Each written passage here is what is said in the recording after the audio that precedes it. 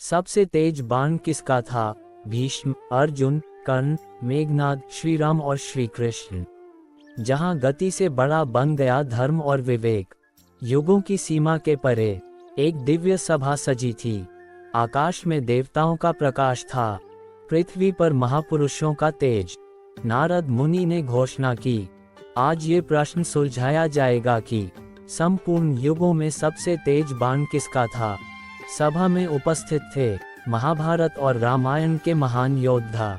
भीष्म पितामह, अधिक पर्वत समान। अर्जुन, लक्ष्य का साक्षात स्वरूप। कर्ण, बिजली समान वेग। मेघनाद, मायावी युद्ध का स्वामी। श्री राम, मर्यादा पुरुषोत्तम। और श्री कृष्ण, स्वयं नारायण। दिव्य परीक्षा। देवताओं ने आकाश में एक दिव्य लक्ष्य प्रकट किया, जो समय से भी तेज चलता था। नियम था, जो लक्ष्य को सबसे पहले भेदे वही विजेता। भीष्म पितामह। भीष्म ने प्रतिज्ञा की तरह धनुष उठाया, डोर खींची और बाण छोड़ा। बाण गर्जना करता हुआ निकला, मानो वायु को चीरता हुआ चला गया।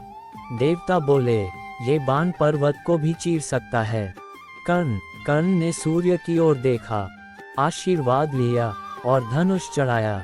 बाण निकला, मानो आकाश में बिजली कड़क उठी हो। पलक झपकते ही लक्ष्य टूट चुका था। अर्जुन ने केवल लक्ष्य देखा, न आकाश न भूमि, केवल केंद्र। बाण छोड़ा और ऐसा लगा मानो बाण पहले से ही वहां था। मेघनाद ने मायावी धनुष उठाया। उसका बाण आंखों से भी तेज था। देखा ही नहीं, सिर्फ लक्ष्य का टूटना दिखा। देवता चकित रह गए। श्री राम शांत भाव से आगे आए। उनकी आंखों में करुणा थी, पर हाथों में काल। उन्होंने बाण चढ़ाया और जब छोड़ा तो समय थम गया। बाण नहीं चला, धर्म चला। लक्ष्य स्वयं झुक गया।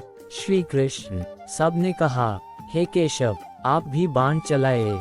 श्री कृष्ण मुस्कुराए और बोले, जहां धर्म की रक्षा हो, वहां गति की आवश्यकता नहीं, वहां नीति ही सबसे तेज चलती है। फिर भी उन्होंने सुदर्शन को स्मरण किया। आकाश कंपित हो गया। देवता बोले, अब समझ में आया, सबसे तेज वही है जो अधर्म को रोक दे। निर्णय। नारद मुनि बोले, भीष्म का बाण संकल्प से तेज था, कर्ण का बाण शक्ति से तेज था, अर्जुन का बाण एकाग्रता से तेज था, मेघनाद का बाण मायावी गति से तेज था, श्री राम का बाण धर्म से तेज था, और श्री कृष्ण की नीति समय से भी तेज थी। सीख। तेज वही नहीं जो सबसे पहले पहुँचे, तेज वही है जो सही को विजयी बनाए। क्योंकि जहाँ कृष्ण की नीति है, वहीं विजय निश्चित है।